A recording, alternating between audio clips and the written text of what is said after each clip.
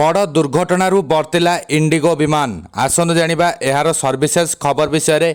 दिल्लीर इंदिरा गांधी अंतर्जातीय विमान बंदर रे एक बड़ दुर्घटना टळि जाइछि।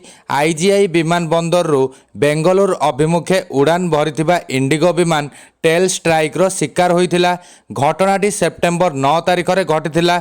एही टेल स्ट्राइक संपर्क रे सूचना मिलिबा मात्रे बेसामरिक विमान चलाचल महानिर्देशालय तथा डीजीसीए इंडिगोर विमान को बंद कर देइथिला। एथिसह विमान रो पायलट को निलंबित कर जाइछि। डीजीसीए पूरा मामलार विस्तृत तदंत निर्देश देइछि। सूचना अनुसार इंडिगो विमान 6E6054 सेप्टेम्बर 9 तारिख अपराह्न प्राय 3:40 रे आईजीआई विमान बंदररू बेंगलुरु अभिमुखे उड़ान भरिथिला। उड़ान पर इंडिगो विमानटी टेल स्ट्राइक शिकार होइथिला। एहा परे विमान रो जरूरीकालीन अवतरण करा जाइथिला।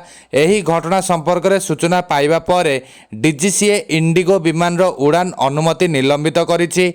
एहा सह तदंत सरिबा पर्यंत विमान रो पायलट को निलंबित करी कारण दर्शाओ नोटिस जारी करा जाइछि।